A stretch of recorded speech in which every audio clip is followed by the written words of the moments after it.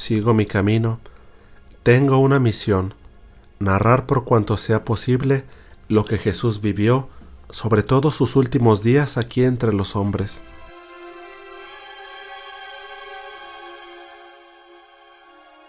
Así que, entonces tomó Pilato a Jesús y le azotó, y los soldados entretejieron una corona de espinas y la pusieron sobre su cabeza, y le vistieron con un manto de púrpura y le decían: «Salve, Rey de los Judíos», y le daban de bofetadas.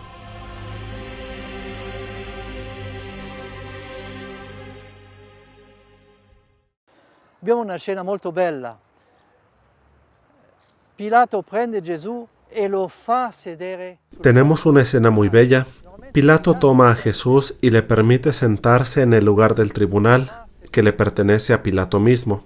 Este lugar se llama litóstroto, un adjetivo que quiere decir pavimento hecho de piedra. Padre Benoit de l'École Biblique decía que Giuseppe Flavio afirma que el templo de Jerusalén es llamado 6 veces litóstroto, porque la plataforma del templo estaba hecha de piedra. Il tempio di Gerusalemme viene chiamato litostroto, perché tutta la piattaforma del tempio era con pietre.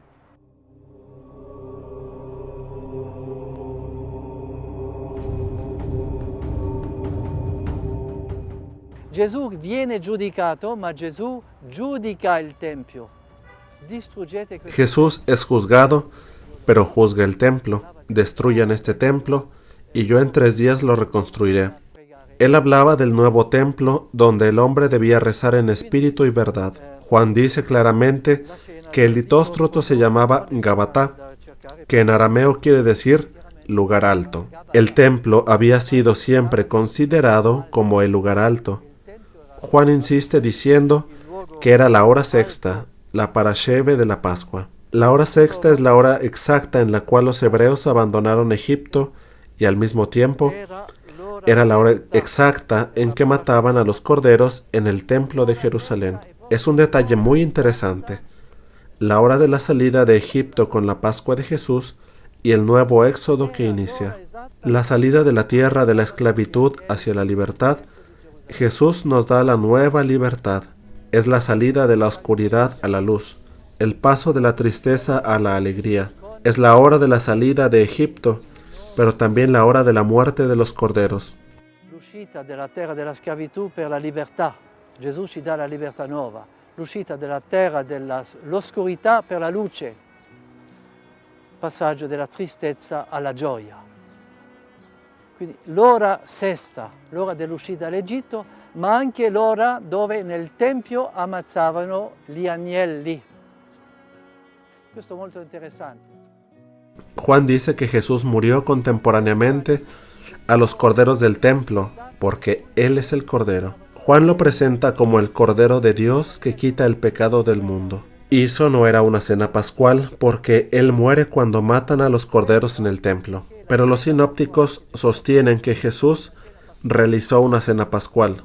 Lucas dice que tomó una copa, bendijo el pan, tomó otra copa, es decir, que tomó mínimo 2 copas de las 4 que contiene la cena pascual. ¿Cómo es posible entonces poner de acuerdo a Juan y a los sinópticos? Juan dice que Jesús murió mientras mataban los corderos y los sinópticos dicen que era una cena pascual. Giovanni e i sinottici.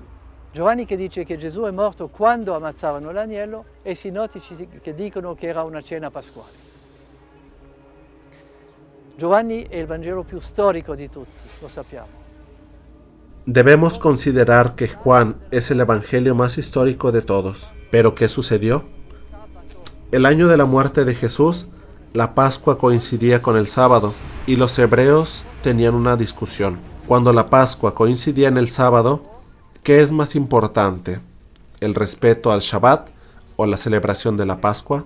Los hebreos estaban divididos. Los saduceos sostenían que era importante anticipar la Pascua al jueves por la tarde porque el sábado era más importante que la Pascua, mientras que los fariseos decían que lo más importante era la Pascua y no el Shabbat, porque matando el cordero pascual debían cargarlo hasta casa y durante el Shabbat no era posible hacerlo. Debido a que en aquel año la Pascua coincidía con el sábado, Jesús celebró la Pascua con los saduceos el jueves por la tarde. Debido a que en aquel año la Pascua coincidía con el sábado, Jesús celebró la Pascua con los saduceos el jueves por la tarde y murió cuando los fariseos sacrificaban los corderos a la hora sexta. Uccidevano l'agnello all'ora sesta.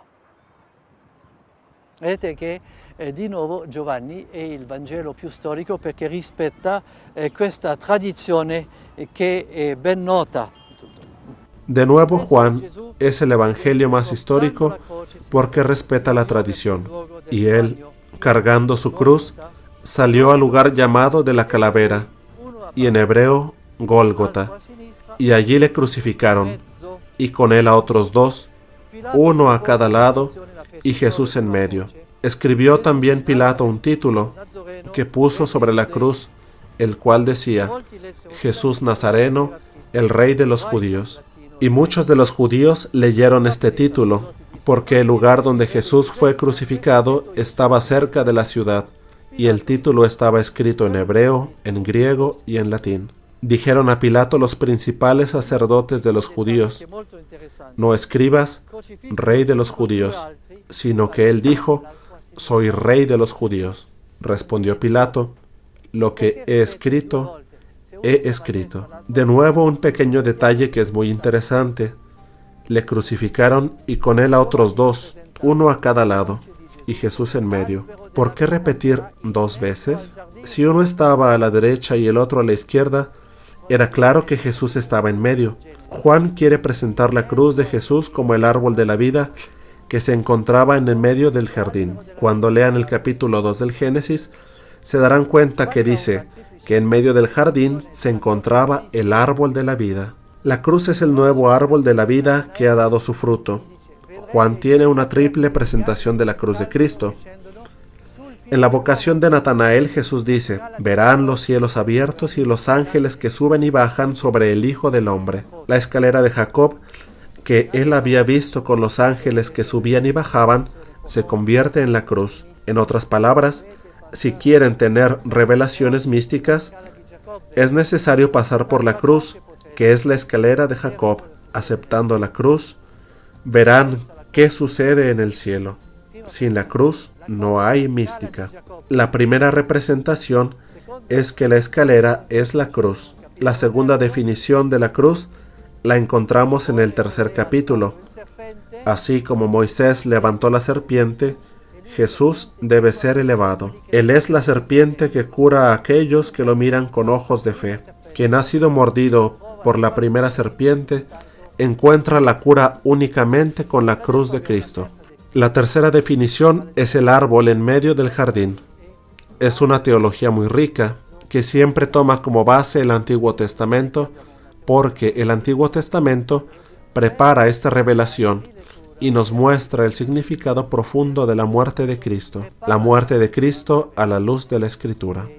Ci fa vedere il significato profondo della morte di Cristo alla luce della Scrittura.